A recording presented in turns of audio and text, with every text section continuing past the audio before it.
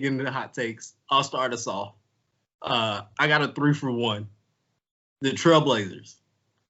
They have to do so much remodeling because their roster is awful. Terry Stotts has to go. And the only reason why Terry Stotts has to go is because you can't get rid of everybody else because they're on long-term contracts. And they might not after watching the first couple games, I'm not sure if they'll make the playoffs.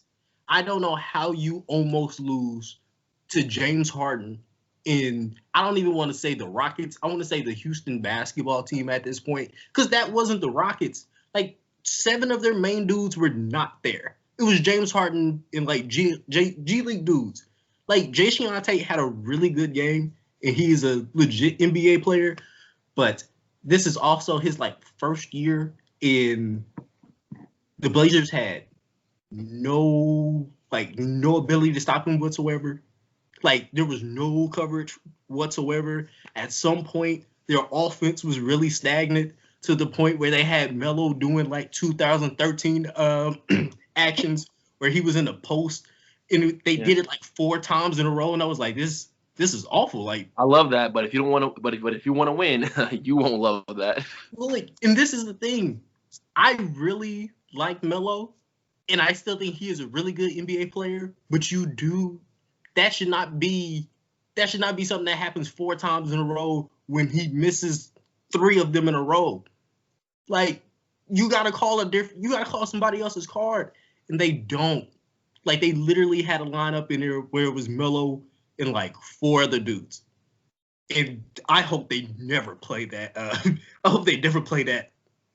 Those 5 guys at the same time again. If they do, they will have a lot of games where they lose because you lost to James Harden and 4 dudes. Like, I don't really remember who was on the roster. Like, I was really looking like who's this dude playing? Like, if you barely eked out a win, like, you had to go to overtime and CJ had to give you 44. To me, that is not a playoff team right now. Like, I guess they got to whip themselves into shape. But if this is what we have to be offered with from the Portland Trailblazers, this does not look good. It's sad because I like CJ McCollum a lot, and I like Dame Lillard a lot, right? But, like, you're 100% right, and they're not a playoff team, especially looking at the other teams that were, like, on the brink last year and seeing how they've progressed. Because the Mavericks are good, right? Like, granted, are they 50 points over the Clippers good? No. But also, we'll talk about Paul George later. But they're not better than the Mavericks right now. They're not better than the Kings, it looks like right now. They might be better. They might be equivalent or a little bit better than Memphis. But they're not better than the Pelicans either. And I would say they're probably not better than the Spurs. So they won't make the playoffs, or they won't make the playoffs unless they make some drastic changes. And I don't even know what kind of drastic changes they can make, though. Like, Terry's got to go. Like, I think it's more than that, though. Like, but that's the only thing you can change. That's the only thing you can change. Who you gonna move, Dame? No, because Dame's contract's too long. Exactly. But the CJ Dame thing, you won't win a championship with. Because you won't win a championship with 2 guards like that unless you're Clay and Steph Curry. Like that's just what it is. Like, you know what I mean? Like, and it's not an experiment. Like, it was like the experiment of Dame and CJ. Like, it's not an experiment. They're both really good basketball players, but I don't like the Portland situation right now. And they're only getting older and older and older. They're not old by any means, but they're just getting older and older and older. You know what I mean? But looking at the West and how it is, I 100% agree with you. I don't see them making the playoffs if they stick to, what they are right now. And honestly, a good pickup would have been Rondo. If they would have got Rondo, I feel like that would have been a really, really strong pickup for them. But now Rondo's in Atlanta with Trae Young. And dropping gems off with Trae Young. They ain't going to make no noise for another 5 years. So, dude, at this point, I have more faith in the Suns than I have in Portland. Oh, the Suns are fun to watch. I'm sorry. Of course they are. I watched the Suns play somebody, and I was like, first of all, Chris Paul has always been a fun guy to watch. I'm not a huge. I'm a big Chris Paul fan as like a person, but I'm not a big Chris Paul fan as like a basketball player. But this is like a really good situation for him. And it's just relieving Devin Booker all this pressure. Now, I guarantee going forward, Devin Booker's going to have more highly scoring games than he has so far this season. Yeah. But you got to take into consideration people are still getting into shape. They only had 2 preseason games. You know what I mean? So like it was a shortened training camp. So you got to take all that into consideration. Except unless you're Paul George, then you get no excuses. I'm just gonna trinkle Paul George hate in there and here just until we get to the point.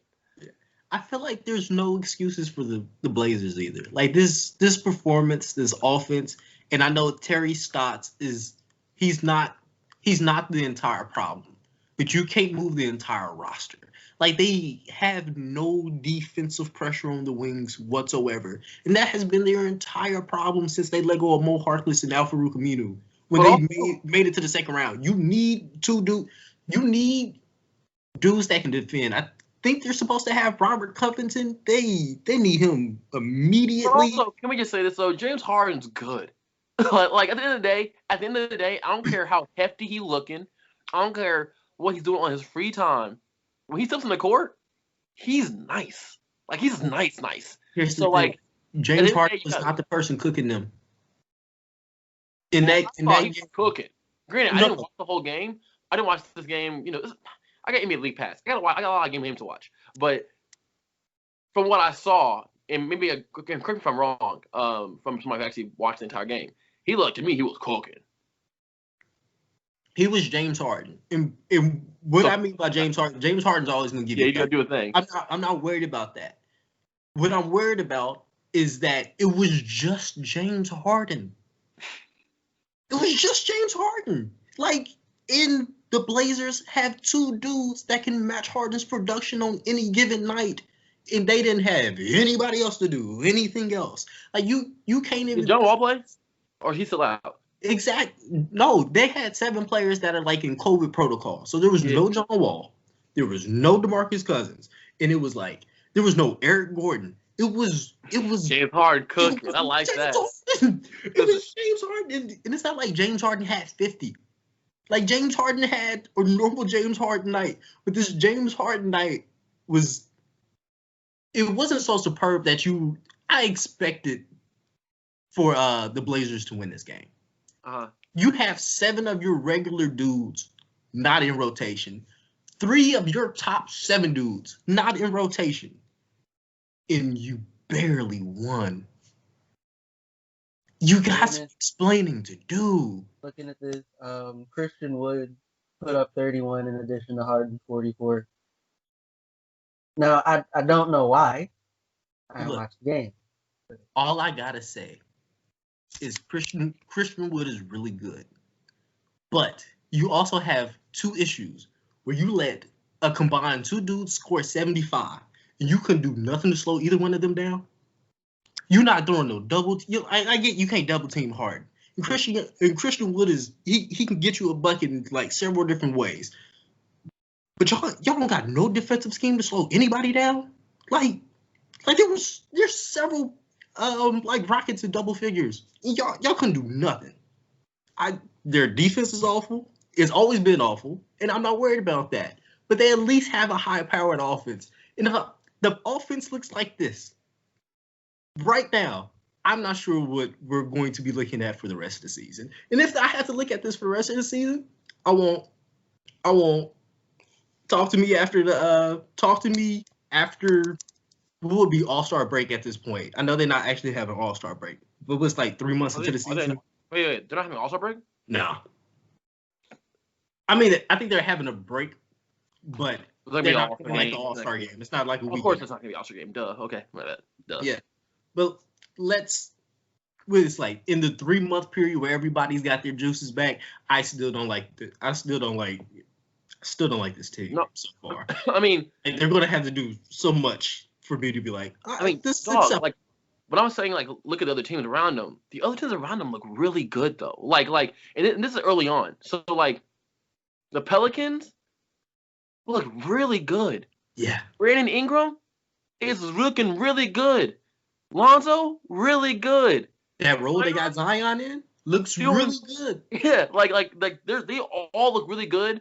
And Steven Adams and Eric Bledsoe are doing a lot for that team. You know what I mean? And you see JJ, the Pelicans look.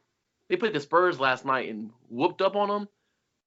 The Pelicans are looking really good. The Mavericks, we've seen them. We've also seen Luka get, cooked by LeBron. Like, he's supposed to. Come on. Once again, I repeat this like I repeated it, or like I said last season. Luka Doncic will never be Luka Doncic should be considered in the same light as James Harden because he also can't play defense. Like, everyone was like, Luka Doncic is like the best defender, or he's like not the best defender. There we go. Luka Doncic is like a really good, he's a MVP level basketball player. No, he's a really good offensive basketball player. But overall, it's not his thing. But no one wants to have that conversation. Well, I think you can kind of let him slide a little bit, relatively, just because he's young. This is his third year in the league. He's the best he can do in terms of defense is pull what Steph Curry does, which is just go through the passing lanes, get steals, whatever it is. But he won't do that because he's 6'8". So he has to go up against these other 6'8" people, people of his same stature, and he gets cooked regularly on defense. But no one ever talks about it for whatever reason. But overall, right now this year, they look really, really good, the Mavericks. And then the Spurs look fine. The Spurs are Spurs. They're going to be good. You know what I mean? They're going to be solid. They're going to be at least average or a little above average, whatever. Who was the Suns? Come on now. The Suns are by far, they have a better role play. They have better role players and all that in comparison to the Trailblazers. So and the Kings, De'Aaron Fox is looking really good this year. The Kings, everybody that is in that same plane that you would think of in the Western Conference, excluding the Clippers and the Lakers and the people who are obviously up top. The Blazers are at the bottom of that second tier group. And that second tier group in the West is deep. You know what I mean? So they're really going to be on the brink of, are they going to make the playoffs? I'm not going to make the playoffs. Which they were last year, but it's going to be happening again this year. Sorry, Blazers fans. It's going to be a regular thing.